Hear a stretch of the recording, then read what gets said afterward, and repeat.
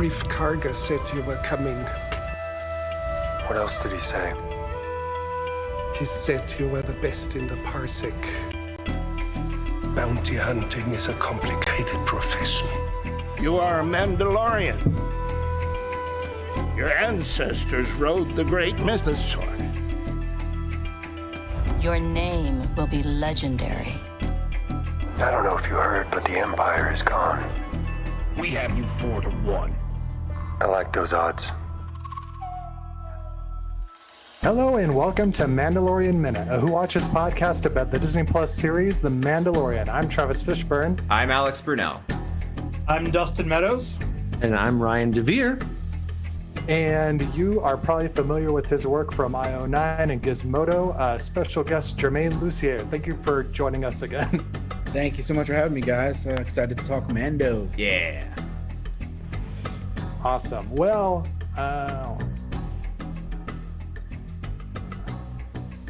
I'm sorry. I had a technical issue going on in which I had a going, which was very distracting.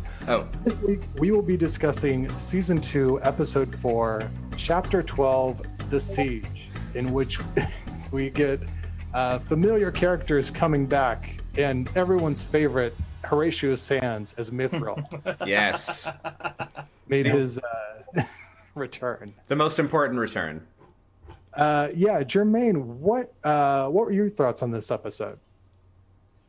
It was very, very fun. I know it felt old school Star Wars, really inspired by the original trilogy, which kind of is what happens on The Mandalorian these days. A little frustrating that, they left us that huge cliffhanger last week, and then predictably it's going to take at least a week to get there. But that's kind of the Mandalorian, blueprint by this point is, a week off and then a week of great stuff and then a week of good stuff, but a little bit off from the story.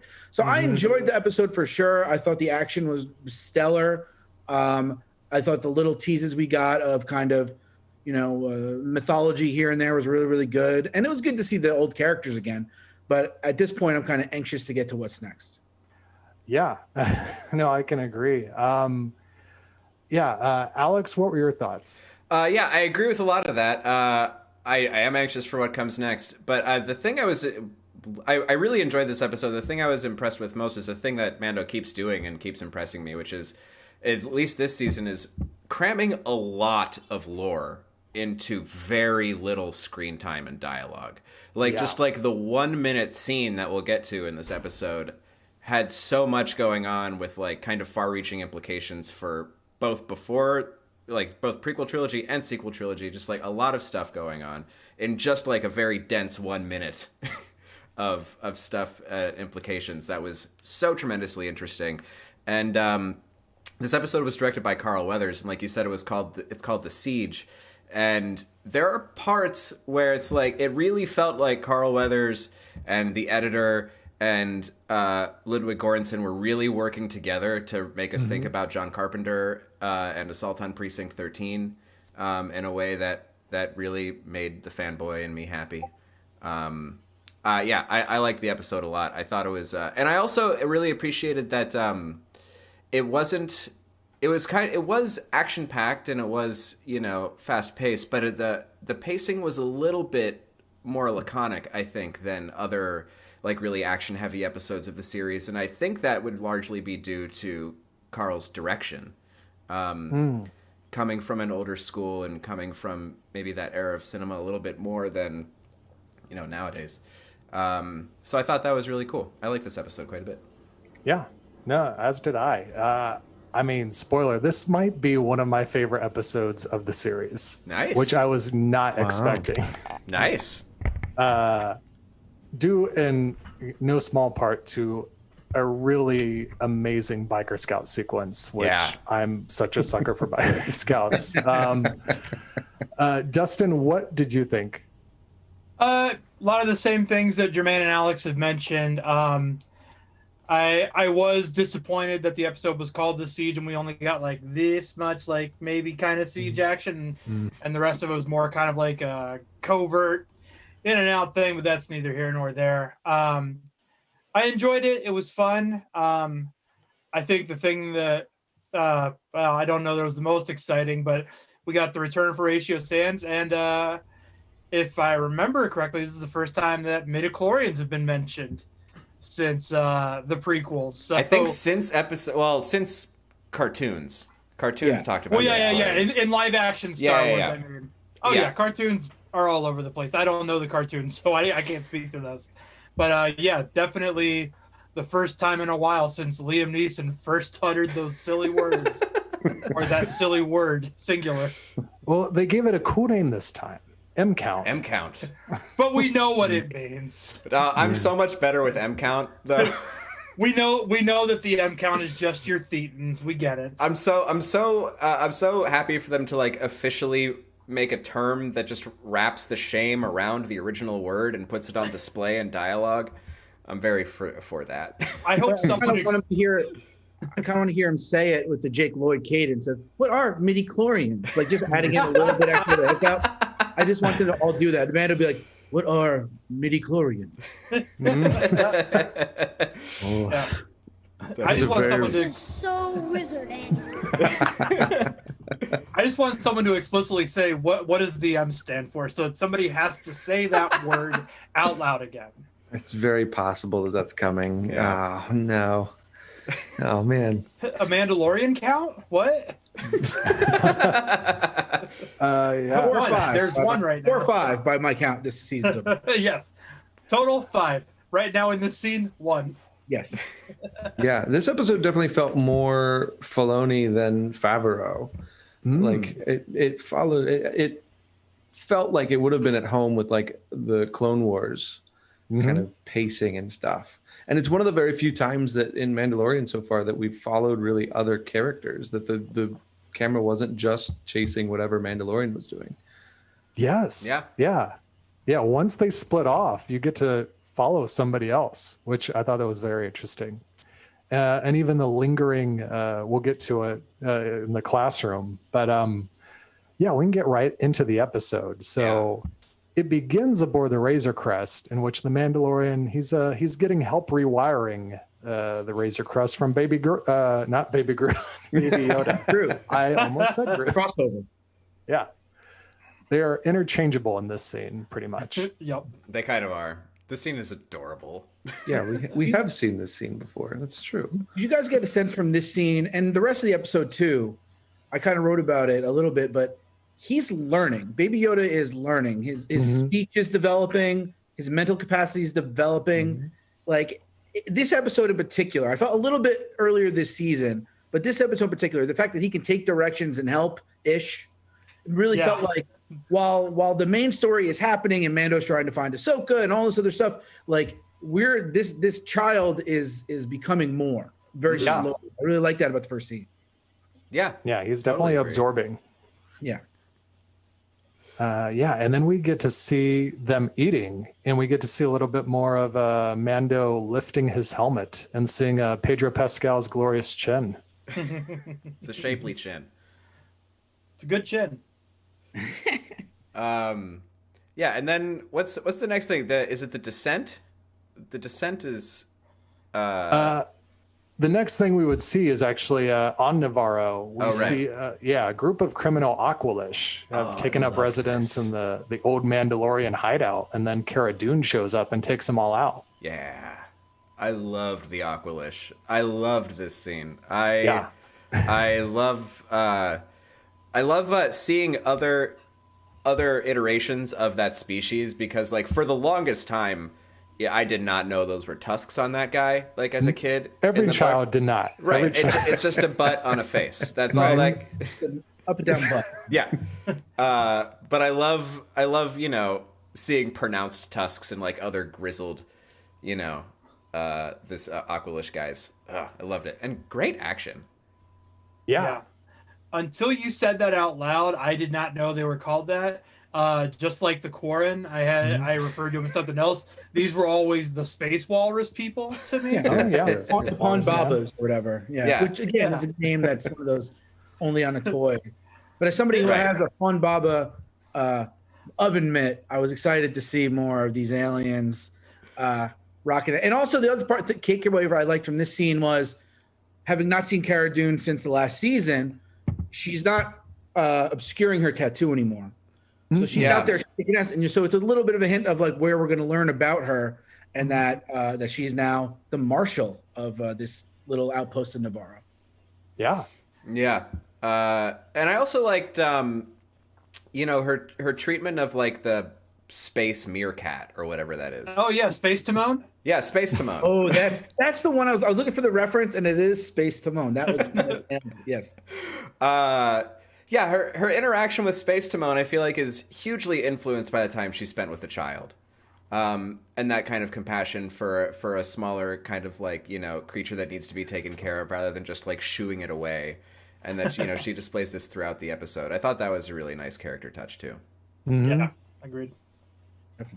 In the concept art at the end of the episode, they showed the meerkat breathing fire on one of the Aqualish, which I thought would have been an interesting thing. Oh, that would have been kind of great. And I love that it like, I think it was entirely practical, that little thing. No, it looked entirely. I think it was. It looked pretty good. So it didn't move like CG. No, it moved. It moved like rods and armature, and it looked cool. I liked it. I'm not sure. So then we move on into the descent and Mandalorian showing up back on Nevarro to get some repairs, and then he meets back up with Magistrate Grief Karga and Marshal Cara Dune, and we find out they've been cleaning up the place and have turned the old client's hangout into a school, which is pretty cool. There's a lot going on in this scene too. A lot of schools so far in this season. I was just thinking, we mentioned that the first episode's like, when do we see the school? And then bam, they show us the school a couple episodes later. A lot of children. I don't know. Yeah, Nevarro's looking good these days. Like there's a notable difference. The design, not the least of which is a nice new statue. Right. I didn't notice that my first watch. I had to like online people would point that out because I was like, oh, that's pretty awesome. I mean, we don't know how long it's been. It hasn't been that long for them to make this statue, but I guess it'll be okay. We'll just take it's like weeks or months. Like if that. Yeah, they make it, they make it feel as if longer time has passed, because the other thing is Grief Karga has changed his look. He's stopped using the Just for Men, and he's grown out a goatee.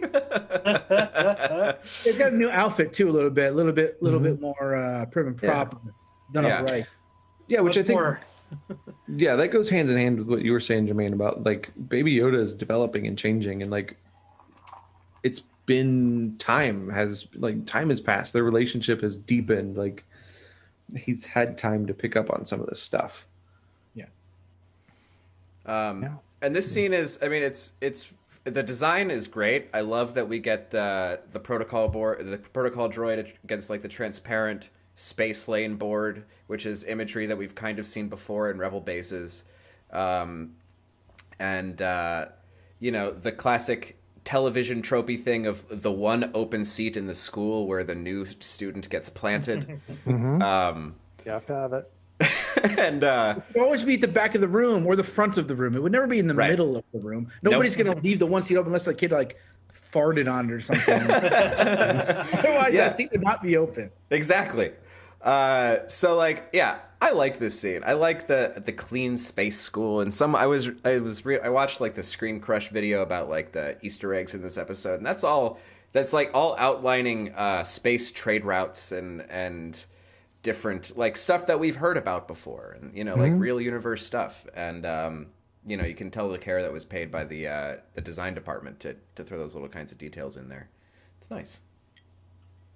And the protocol droid teaching, Chris Bartlett returns as doing the body work for that, which he was Zero, and he's kind of like almost the heir apparent of C-3PO because he's kind of studied under Anthony Daniels. That's cool. I'm glad they're being consistent about who they put in the protocol droid suit. And it's hilarious that it's 2020 and we still have to put a dude in that suit. At least it takes less time to get in and out of. That's true. Yeah. And you could probably 3D print replacement parts now rather than like sculpting them. and now it's got a button fly, so you can just pee like no problem. Oh, can't imagine. The biggest innovation to robots, the button fly. Yeah. So then we see Baby Yoda steal some cookies. The first use of his first use of the Force in this season. That's true. Yeah. And one of the best uses of the Force I've ever seen. I want some snacks. $50 Williams Sonoma macaroons. Grab. Yeah, we were just discussing. Are disgusting. By the way, if any dessert should not have made it to space, it's macaroons. Put like Jello cakes in space before you put macaroons in space. I watch the Great British Baking Show. They're making macaroons all the time, and it's always the wrong call. That's all. Ugh, gross. Make literally anything else. So yeah, then Karga and Dune take Mando in and ask him for some help to clean out some remnant Imperial base. And then we also get like I said, Mithril returns, and yeah, it was it was fun to see him back. It was one of the few reveals we knew from the trailers that he came back. But I like seeing him back. I like his sort of interaction with Grief Karga and that he tried to screw him and all that stuff. And as a huge Carbonite fan, I love that he's still feeling the whatever the issues of having blind in my right eye. He still can't see. The after effects. That was great. Great touch. Yeah, I also like when he walks in, he like inks or whatever happens. It's just this like the nervous mist spray. Just more awkward inner alien species. Yeah, weirdness. It's great. I don't know. I love. I mean, like this is great too. I mean, like, did Brian Posehn die? Like, or will we see Brian Posehn? Yes, he died. Brian Posehn died. He got eaten by that big walrus guy. Oh, that's right. I'm just glad that like the weird comedy castings from the first season are coming back in season 2 because I just yeah. It's like building this Bill Burr. Yeah. Oh, he's definitely coming back. Yeah. For sure. This big world that's staying consistent with all of these characters too. Yeah, which is very cool. Oh, for sure. I mean, even what's his name, Richard Ayoade, just came back for just that one scene in the first episode. Like, sure, yeah, they're very consistent about it. Yeah. So then Mando agrees to go on the mission with them, and they just get right into it. And we see another repeat of a speeder going across the plains, and the repeat shot from A New Hope. Yeah. I do want to say though this whole thing, just the I don't know if any of you guys watch Rick and Morty, but there's an episode of Rick and Morty kind of recently where they put together an Ocean's 11 style heist team, which is just the antecedent is there. It's just, you son of a bitch, I'm in. You know, no matter what they say, just the deal commit. You son of a bitch, I'm in. And that's what really felt like to me was happening in this episode, where Mando is just like, you son of a bitch, I'm in. He doesn't want to do it. He wants to be on his way, but he's like, no, I want to do that. Maybe he shouldn't have crashed his ship into ice and then water, then had it craned out, Yes. And then had it fixed by Mon Calamari with fishnets. Maybe if you hadn't done that, you could be hanging out with the Jedi Apprentice. So, yeah, maybe he could have gotten there a week faster and not had to deal with whatever this side mission is. Exactly, dude. Fair point. Your Geico is going up by the day. I'm sorry. Too many accidents. Yeah, he didn't even have to do it. Karga just says, you've got some time on your hands. You want to do this? No, and are just the two people. Oh, yeah, we skipped over this real quickly, but the people, the alien and the human who are going to fix the ship for him, it's so obvious the one guy is shady. Oh, yeah. Oh, yeah. He just gives you, like, Carl Weathers just gives you, like, this shot, like this, like, close-up of the guy, like, look at that baby. Like, oh, cool, that guy's a narc.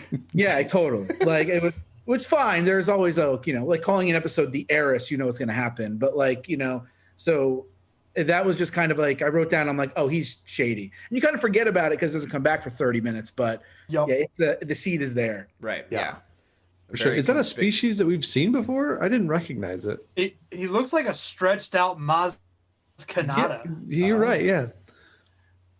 Yeah, That was I don't know. exactly Maybe what I that's was like, just- oh, those awful eyes that I can't unsee. Yeah, there's that. A lot of other people thought maybe he looked like Ochi from Rise of Skywalker, but if you actually take a look at Ochi, they don't really look alike. Yeah, it looks So, similar, but not quite the same. Yeah. Gun to my head, I couldn't even tell you who Ochi was. I don't remember an Ochi.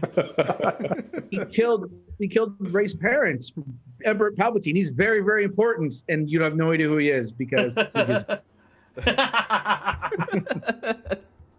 Hey, I remember them Yep. covering what's her face from Felicity's entire body except her eyes, but that's about it. and then taking Jodie Comer from Killing Eve and giving her 7 seconds of screen time. Yeah, I was just gonna say, wasn't the Villanelle in the movie for 30 seconds? I couldn't even remember she's what she Rey's was mom. doing. Yeah, that's right. Forgot that. Anyway, interesting choices. by the Ochi, a sequel podcast trilogy. coming soon to a theater near you. So yeah, then they break into the base and they go straight for the reactor shaft, and they find some interesting artifacts in a secret lab. Well, they also, on their way there, they find out it's not quite abandoned. They're assaulted by stormtroopers the entire way there. Yeah. Oh yeah, pretty well staffed. And a lot of toys there too. They open a room, it's just filled with guns and speeder bikes, and it's a Star Wars Imperial toy chest. Like not quite abandoned, raising eyebrow. You know. It's the opposite of the precinct from Precinct 13. Yes. And the reactor shaft too. I mean, there's a lot of stuff in this scene that I thought was great. Number one is we get, a very familiar kind of Imperial reactor shaft design, which is that the controls are out in a very unsafe place with no guardrails of any kind. Guardrail on this. Come on. And just like the power meter, which is obviously the only thing it can be, and sending Horatio out on the thing. It's just like, no, you do this. We don't want to do this. Yeah, how have stormtroopers not unionized by now? Nothing but unsafe working conditions in every base or Death Star or what have you. Every single one of them, unsafe working conditions. Clerks and troops have talked about this ad nauseum.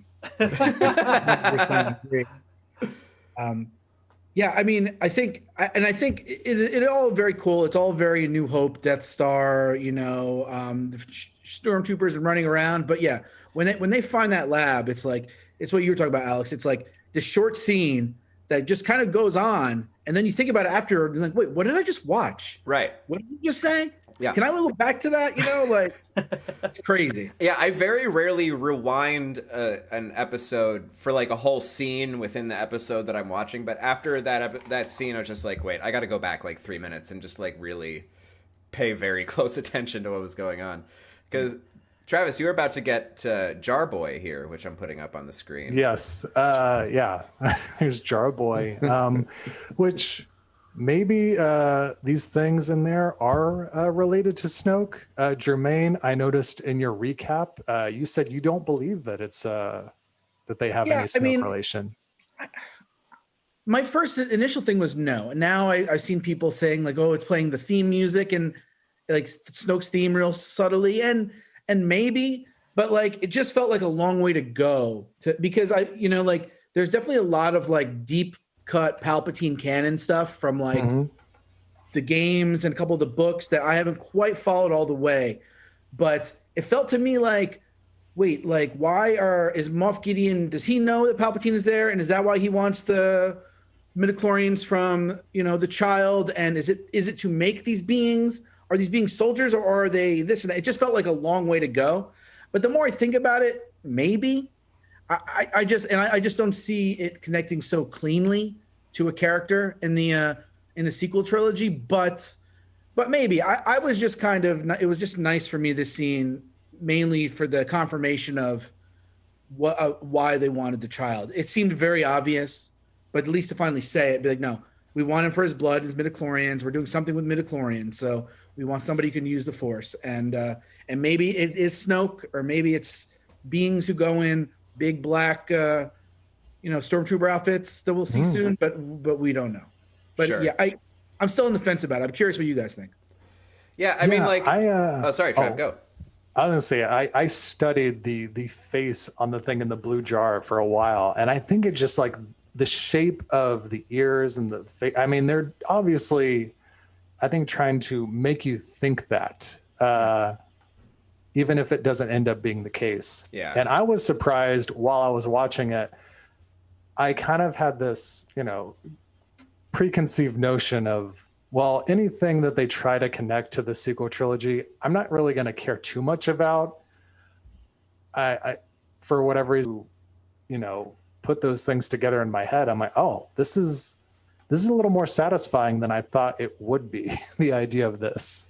Yeah, that's kind of where I was going, kind of the direction I was leading too, where like in the way that I think that Mandalorian and like Rogue One in particular have done really good jobs of, in my mind, kind of legitimizing prequel concepts and characters and imagery, and really bringing them into the world in a better, more coherent way than I feel like the prequels did. And like we've talked about on the podcast before, the pit droids that Amy Sedaris has on Tatooine, and why I think they work in The Mandalorian versus why I don't think they work in the prequel trilogy, even though they're doing the exact same thing. I would welcome attempts to do similar things to stuff that I don't like about the sequel trilogy, because this show just has a good track record of being able to help me embrace things that I didn't previously, because it presents them to me in a context that I can more easily like. Mm-hmm. See, I didn't give this any thought because I can't see a clone lab in a movie or show without just thinking of the clone sequence in Alien Resurrection. So my brain was immediately just waiting on the jump scare of one of them opening their eyes and just going, "Tell me." So yeah, that's my very important discourse on what they may or may not be. I love it. And there's also a bunch of deep cut stuff going on in this scene too. Like the logos on those two guys' uniforms were the same as the logo on the guy who was working with the child in the first season. M count. There's other like very deep cut stuff when we get to the trooper things in Moff Gideon later, but there's like super dense, insane lore stuff. It's great. I love it. Yeah. But yeah, and then Mando's insistence on finding out what the station was there for, I really liked, and like drawing that out, and their panic, the Imperial guys' panic to destroy that stuff to the point where they just start shooting the computer. Yeah, they shoot the computer, but not like the clones, like it's like, or whatever they are, like the being. Who knows? Like there's definitely, and they don't shoot the transmission from Dr. Pershing, you know? Like they didn't shoot the email inbox, but they shot the database, it seemed like. Yeah, exactly. I like this too, because this in the last episode, it used to be, Darth Vader or whoever would just kill the lackeys, but now they're just falling over themselves to suicide themselves. Yeah. Which is just a level of dedication we've not seen before in the live action stuff. Like now they're all Hydra agent about it, and they're just like Force lightning pills and like just shooting stuff and getting ready to be killed along the way. Very true. They learned some stuff from the Marvel movies. Yeah. Also, those Imperial panels are very easy for bodies to get stuck on, apparently.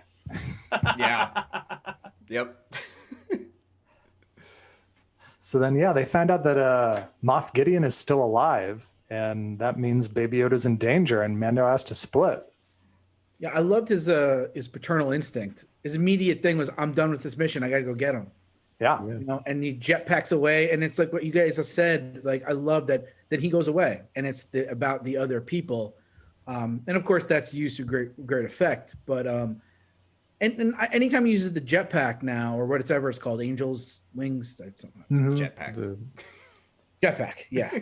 Rocker firing jetpack coming soon to Kenner Toys. But that was just great. It was just great to see him, how much he cares for the child and how much he knows. And I totally thought that like the child's going to be abducted right here, like because it's coming, right? It's coming. Right. I thought this was going to be it. Thought he'd get back too late. Yeah. There would just be a boy left at the school crying over his. This is the easiest time to kidnap the child that there's been so far. I feel like the frog parents probably would have at least put up a fight. Yeah, and there was what is a school teaching protocol droid gonna do? And those little kids, they aren't even, younglings. Younglings at least could put up a fight. Not much of a fight, as we know. That's it. But a little bit of a fight. Just tiny bit. More just like pleading eyes. Right. Yeah. The kid that he stole the macaroons from is the one that rats him out. That guy turns out to be the informant. Yeah. He's sitting there on the Palpatine throne, just twirling around with it. It's like, and he's got the long ears and he's green. His name is Ochi, so watch out for his future. And that boy grew up to be Admiral Hux.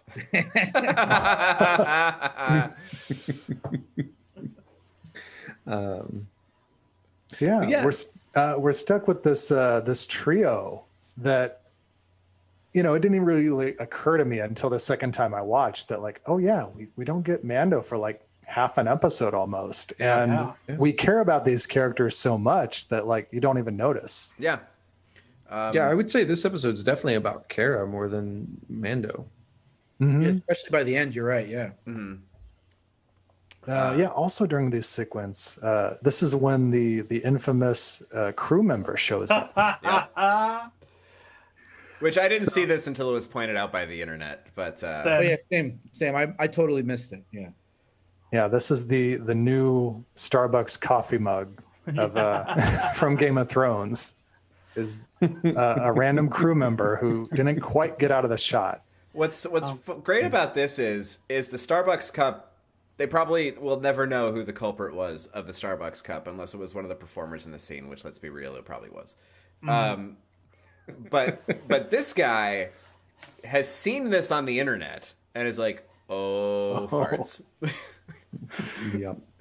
But don't you think, I don't know specifically the format that the servers are in or whatever, but couldn't Lucasfilm go in there, paint him out, upload a new version of Disney Plus that we'd never know? Absolutely. I think so. That's going to happen. They have to, right? Absolutely. Right. What? Wait, they would revisit and change things about Star Wars? There it is. There it is. Yes. I hope they just paint the word McClunky over it. There it is. Boom. Never a wasted opportunity from Dustin. There is a good McClunky joke in the Lego Star Wars Holiday Special that I appreciated. I always appreciate a good McClunky joke. At least which is just McClunky existing. It's just saying the word McClunky. That's a good McClunky joke. Exactly. Do you think M count stands for McClunky count? Oh yes. Yeah, it does now. That's headcanon now. If the Mandalorian somehow figures out a way to normalize both McClunky and midichlorians, it's just a mic drop. That's it. That's it. Yeah, I mean, it. Like it'd be like there's gonna be a whole thing on Rhodians and like McClunky's this like battle cry of like whatever, and like you're gonna be like, oh my god, George, you're genius. John Favreau will finish the work that Lucas started. You gotta be like, John, Dave, you guys are geniuses for somehow legitimizing another terrible idea on behalf of your predecessor. I don't know that there's terrible ideas. It's just terrible execution, right? I mean, McClunky's a terrible idea. Oh yeah, McClunky's dumb. McClunky stunk.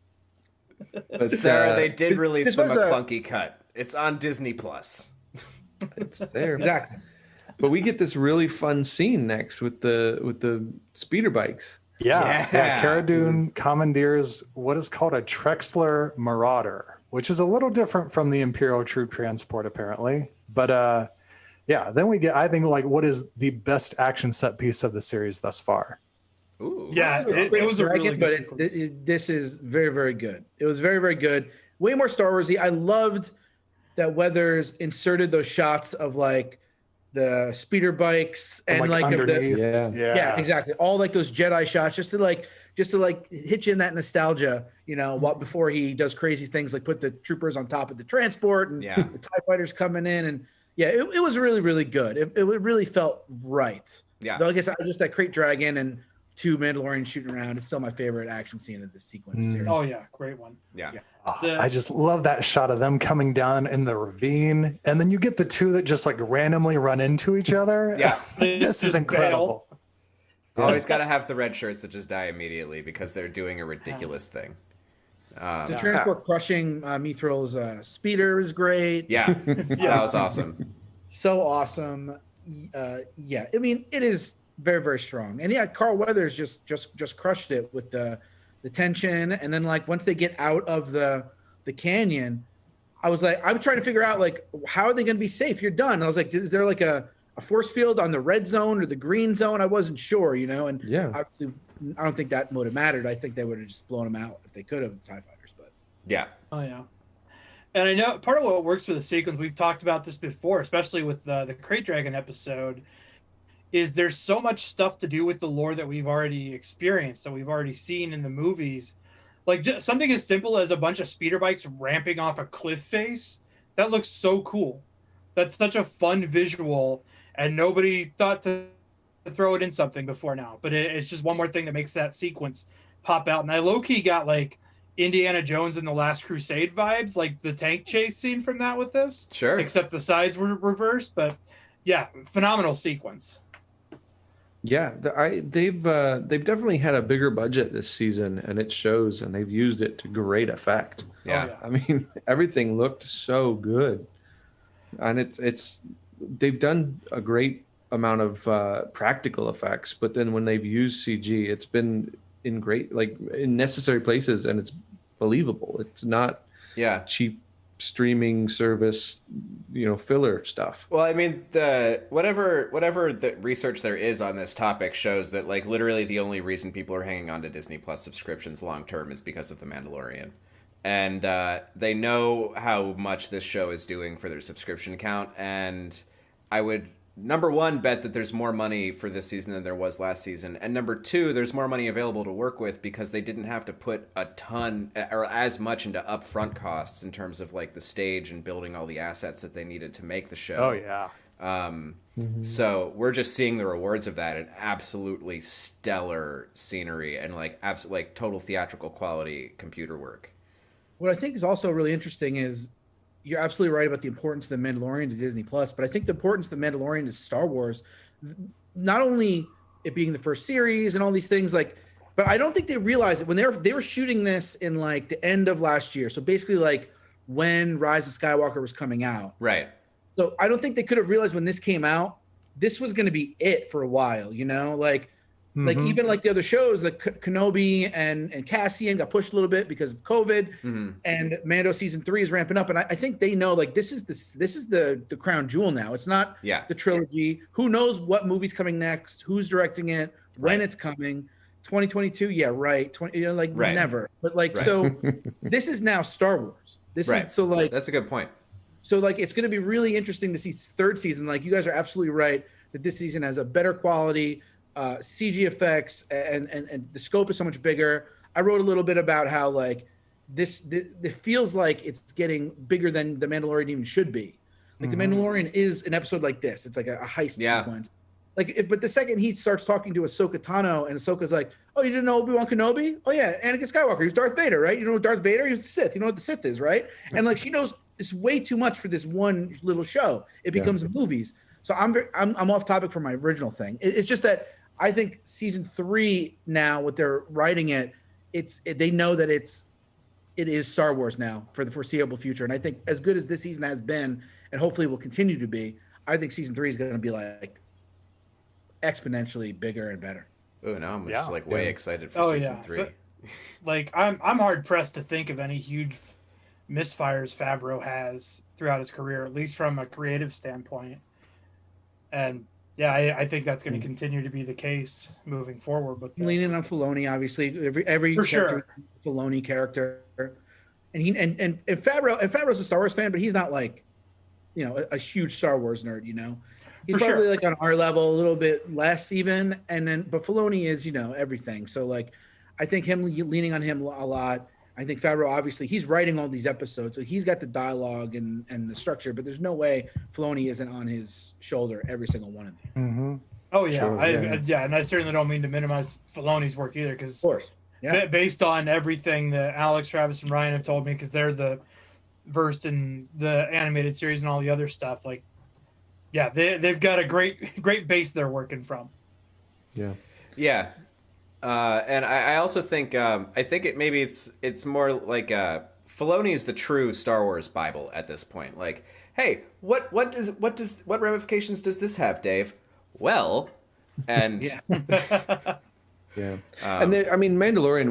We cover this every episode. There's so much packed into every scene. They're geeking out about this in the same way that the viewers are geeking out about it. Yeah, and it shows. And I mean, like, I think that's probably mostly Dave, right? I don't see Jon Favreau geeking out that same way. I think he's happy with it, but I think my friend Mike Ryan wrote about over on Uprocks that he thinks the main Favreau thing, obviously, like the mythology and the characters are Filoni, but the Favreau stuff is the toys. Yeah. It's the rocket shooting backpack. It's the transport. There's a couple other things too where you're like, you know, if it's making IG-11 a big character when he was more a toy than he was a character in Empire. Sure. So he said he thinks Favreau is a big toy guy, and he's like, well, why can't we have the Pon Baba guys? It's like, yeah, great, perfect, let's do that. Like he just really it really is a toy box for him. Yeah. Just a big thing of Kenner action figures, and he's like, well, we haven't seen much of the Jawas. Well, why can't the Mandalorian just like fight a bunch of Jawas? And like, oh, okay, sure. It was sort of what you said, Dustin, about like the speeder bikes off the side of a cliff. It's like we've only seen them go straight. Why can't they go up and down? Sure, they can. it's just Absolutely. fun. Yeah. And speaking of that, the way one of the speeder bikes blows up and the guy goes head over heels over it, it explodes in the same way the old Kenner toy used to. If you like. Oh, really? Yeah. I gotta watch that again. That's why I It's a didn't pick that up. structural weakness. It's a structural weakness. It's a design flaw that made it all the way from manufacture of the vehicles into the toys. Cool. So like you said, they're out in this big open plain and they're exposed and there's no turret on the transport anymore, and then all of a sudden the Razor Crest swoops in and saves the day, and in another like incredible dogfight gave me feelings that no dogfight in the sequel trilogy has given me. It was just incredible. Yeah, super tense. And then of course we get a thing that we haven't had in a dogfight before, which is the comic relief in the form of the child having the best roller coaster ride of his life. Yep. So good. And then puking puking all because over he stuff. still Yeah. hasn't eaten all of the macaroons. He's making those $50 macaroons last. He really is. $50 worth. That's fair. For as voraciously as he was eating those eggs the week or 2 weeks before, he's really making the macaroons He's last. nursing those macaroons. Yeah, that's true. Or maybe, day one, he just became a bully and he took everybody's macaroons. Hey, that's the rule of the prison yard. You got to establish yourself as the bull first day. We don't know that the one kid that Ochi to be was the only kid with macaroons. That's true. The first stuck of all the macaroons. That's Did he just very like true. look around the classroom and just steal like 12 other packs of macaroons? Yes, and ate them all. He just turned one of the kids upside down with the force and said, "Give me your macaroon money." Oh man, It was great. But you're right. That dogfight was amazing, and that one shot, the long shot of the Razor Crest and a tie coming together was just like, oh, beautiful. Like I want that as like my desktop wallpaper. It's so cool. Yeah. Is this the first time we've seen the Razor Crest actually like firing in a dogfight? No, It did a little bit. Yeah. Episode This is the second 5. or third dogfight In the first season. Okay. Because is that the one that opens up with him in the dogfight already? Yeah. That's that the one. gunslinger, right? That's that episode. Gotcha. Yeah, because the dude uses his line about bringing him in hot or cold on him. He's like, that's my. That's right. That's right. Which we've not heard from him in a long time. Yeah. But Well, it's because he killed that guy. He blew up a ship in outer space. He's done. He's cold. He's cold. Answered that question. he should have. Yeah. If he would have been able to, he should have hailed what's his name, Mithril.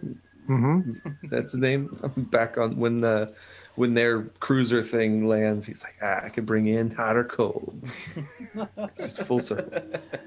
It's another thing. The name Mithril, like it sounds like the vest that Frodo wears in The thing from that other nerd trilogy. Yeah, which totally Lord of the Rings. Filoni, I know Filoni's wife, I've heard is like big into Lord of the Rings, so he'll throw those kinds of things in there for her. Was the Mudhorn their cave troll then? Yeah. Sure. But yeah, what's up next? Yeah, we got the scene with with Gideon yet? No, there's a big scene in the middle here that because the Gideon stuff's so exciting, you forget about what happens next, which is Mando leaves because he's going off to see a Tano, a wonderful Tano of Oz, and then he but then the New Republic X-wing fighter from 2 episodes ago comes to see what's going on because he tracked the Razor Crest and he talks to Cara Dune, and we get some really interesting Cara Dune stuff. Yeah. Yeah. Talks about how she's from Alderaan, how he served during Alderaan, asks if she lost anybody, which, I mean, that's a stupid question. Yeah. No, my entire extended family was vacationing on Yavin at the time, so we were fine, but our hearts really went out to all of our friends. Yeah, thoughts and prayers. Yeah, but so there's probably one person that still lived on Alderaan that didn't get blown up with it. Yeah, not many. Yeah, but I thought it was interesting. Like, it was a nice way to give her a little bit of backstory, a nice way to kind of seed in this New Republic policing the Outer Rim story that we're starting to see, which I think is going to come up. Grief Karga mentions it earlier in the episode too. I think that's going to be a thing. But then also him giving her this badge, kind of like officially deputizing her or whatever, but also like kind of giving Lucasfilm an out if they want to get rid of Cara Dune. They could be like, oh, she went off to fight with the New Republic, she's fine, I thought that was, I'm sure that was not the intention a year and a half ago when they made this or wrote this, but it was cool to see that she kind of considered maybe going back into the fight, I think. Yeah, I like that. It's a good way to contextualize that badge, because I was trying to, put that together. Like, what does that mean? Is that some kind of is that a calling card? Is that some communicator, Star Trek Next Gen style? I think he's like saying, you're running the show here. We need local support. You can put this on and be one of us, but if you really want to be one of us, we could use you. I wish he would have said like General Leia could use you from Alderaan or something. That would have been that'd have been. There's still time. There's still time. And then we get to start. Then we get the shot of all Star Wars shots. Then we get the episode ends with a scene aboard an Imperial light cruiser, and then an officer gets a message from that same repairman who said that he put the tracking device on the Razor Crest, and then she goes to deliver the news to Moff Gideon and tells him that he still has the asset, and then we pull out to reveal a room just lined with dark troopers. Very interesting. And not only are we pulling, so what's the video game that the Dark Troopers are from? Is it Dark Forces? Dark Forces, yes. Okay. And then I also read that the logos on the back of the tech workers' outfits in there, those are pulled from the Star Wars tabletop RPG from the 90s. Oh, interesting. So like unbelievably deep cut stuff that just got made canon. And like this is new. This is what I get the most excited in new Star Wars stuff when former extended universe canon becomes on-screen real Disney canon now, and this is very exciting. Yeah. All those little things, I mean, like on top, and that's just icing on top of the Bo-Katan, Ahsoka Tano, Admiral Thrawn. It's pretty rad. It's like, we know you want live action Clone Wars stuff too, but why not have Dark Troopers while you're at it? Yeah. Well, and on top of that, 2020, we finally get a lady Imperial officer. Yeah, how about that? I thought that was cool as well. What a time! First, I thought it might be this character named Ray Sloan, who's been pretty prominent. Stars, and stuff. Yeah, but I do not believe that's her. No, you always when I write about this, you always afterwards look at the credits and you look at the subtitles, because that's, and like if they, most of them are like even like Titus Welliver's character from last week, he was just Imperial Captain or something, or just Captain. Like, so it's like, oh, so he's nothing. Right. You know, if they gave her a name, it would have been like, oh, that's like in this from that first episode this season, when the marshal's leaving, he talks to a girl and he like names her specifically. He goes, see you later, or so and so. And I was like, why did he use her a name? Like, it was just so weird that I'm like, well, that's got to come back. If not, it was like a contractual thing with like the union. Who knows? But like in Star Wars, if you get a name, especially they think about, we're just talking about like all these other aliens that like never had like, their names, you know. If a character gets a name, it's a pretty big deal. So most of them don't. So there you go with the troop. And speaking of subtitles and audio descriptions, I'm about to play a clip that came from the audio description from the end of this episode, which I thought was really cool because they actually named them Dark Troopers. A smile creeps over Moff Gideon's face. He turns toward a shadowy cubicle where light gleams off a hint of shiny black armor resembling his own. Rows of similar compartments sprawl throughout the bay, with an engineer in white coveralls tending to immobilized dark troopers contained within. Cut to black. Cut to black. Wow. I didn't even think that was an option. You guys are going deep with this. That's the first time that audio description's been pulled into this podcast. Yes. Excellent use of that. That's really fascinating. That was the first thing I looked for, because I always go back and I read the wiki synopsis after each episode. And at least as of Friday afternoon when it was up, they did not mention the Dark Troopers by name at all in that, which I was really surprised by. But I was like, I'm 99% sure that's what that was. Mm-hmm. But it wasn't named in the wiki. Unless you get to Monday, it's not until Monday when the official Star Wars people acknowledge anything from the episode. And then they just go balls out with the posters and everything. That's fair.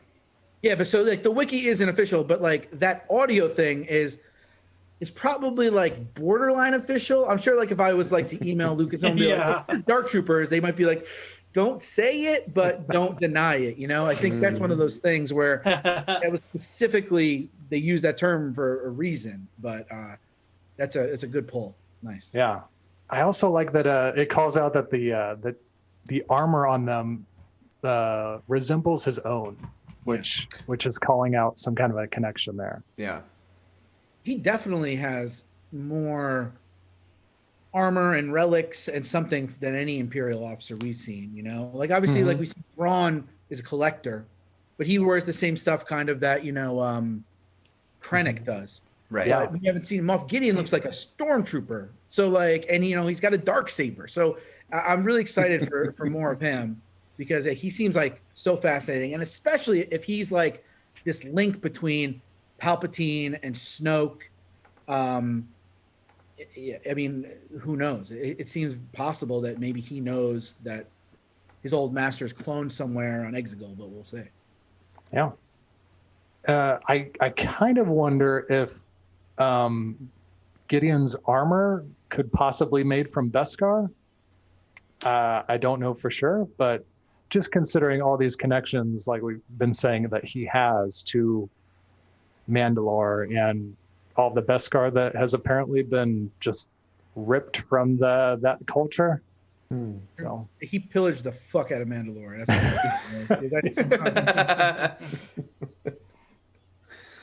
But so yeah, that's this episode, which I really, really enjoyed, and I was very surprised by, considering, you know, Carl Weathers. I didn't really know that he had directed much else other than that Scandal Makers. Michael was referring to the George Bluth Sr. episode of a horribly narrated crime reenactment series called Scandal Makers that Carl had directed years earlier.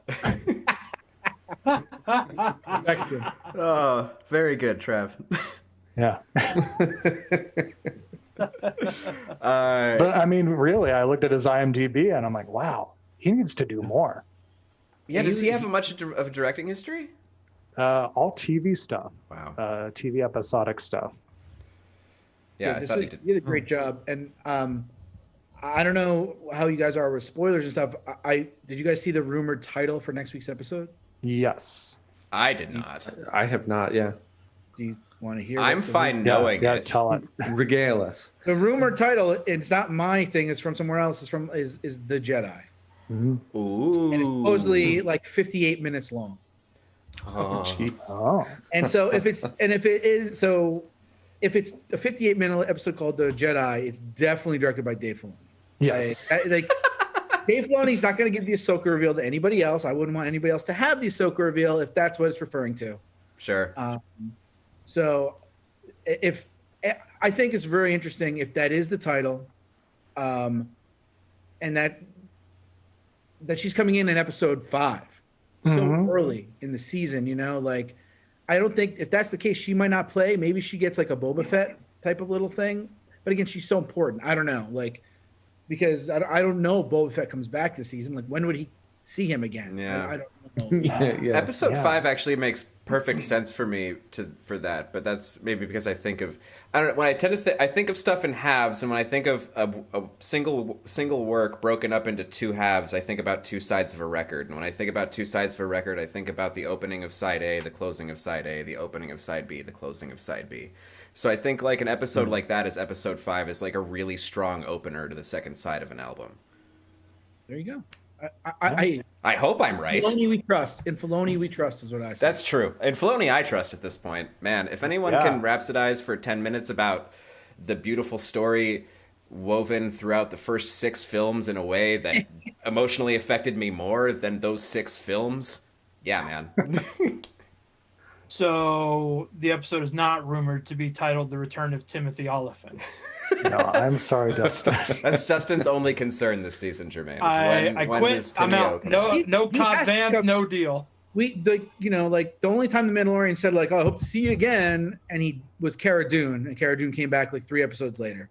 Oh, I know he will. I just want it now. I mean, I would not be surprised if we're gonna get the same thing, which is he met Bo-Katan, right? Went away. He's gonna meet Ahsoka. He's gonna go away. And Timmy Oliphant, and then in like episode 7, he's gonna round them all up, and then we're gonna get the Darksaber, you know, like or more likely, rescue the child because the child will be abducted by Moff Gideon or something. Sure. Dan could get her lightsaber back. Yeah.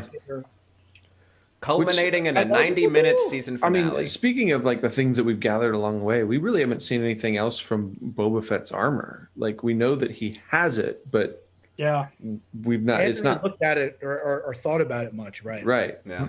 So I wonder if we get Boba Fett coming in and kidnapping the child to get his armor back, and that's the stinger at the end of this season is Boba Fett back in his stuff. I just want an episode where like he runs out of fuel in space, and he just turns the Boba Fett helmet into a puppet, and that's how he keeps sane. That could be it too. I'll watch a bottle episode with Pedro Pascal doing a puppet show. That's actually the rumor title of the 13th episode. Is Pedro Pascal Puppet Show. I like it. It just rolls off the tongue. Yeah. That's it. And it's very exciting now because we've actually exhausted all of our trailer footage. We have not seen anything, beyond like what's going to be next week now. Wow, I love that. That's very exciting. That's a real way to do it. That's smart. Which was another giveaway that this episode was not going to be the Ahsoka episode. I'm like, they got to go back to Nevarro because they're not going to show stuff. Oh yeah, you called it 100% on that, down to every detail. Yeah, you did. So yeah, that's this week's episode. Also, the soundtrack, the first part for season 2 is now available. Which last year they were releasing them episode by episode, but they weren't doing that, and now they've released the first volume. So cool! Have to go listen to that. A lot of cool soundtrack things going on in this episode. The Moff Gideon theme coming back. The Biker Scouts, Ludwig Göransson gave a theme to because when they showed up, they were playing the exact same theme that we heard in episode 8 with Jason Sudeikis and Adam Pally. Oh, interesting. Yeah. That's funny that Scouts have a theme now. That's great. Yeah, I'm excited by that. Representation matters in film scores. So in the meantime, Alex, where can people find more of your work at? Bitter retweets and bitter retweets on Twitter and cat pictures on Instagram, both at Alex Brunel. Cool. And Dustin, how about you? On Instagram and Twitter at Dustin Meadows. And you can find my comedy at dustinmeadowscomedy.com and any merch at dustinmeadowscomedy.bigcartel.com, including sexy calendars, which you can get for next year. So jump on it if you're into thick daddies. Yeah, do it. There's going to be one photo shoot I'm really looking forward to.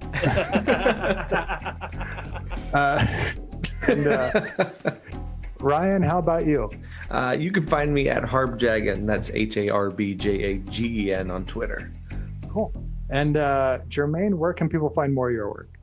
You can find my writing on io9.com, and I'm on Instagram and Twitter at Germain Lussier. Cool. You can find the show on all the podcast apps. You can find us on YouTube and Facebook and Twitch, where we stream every week. Please find us at whowatchespodcast@gmail.com. And so until next week, initiate self-destruct sequencing.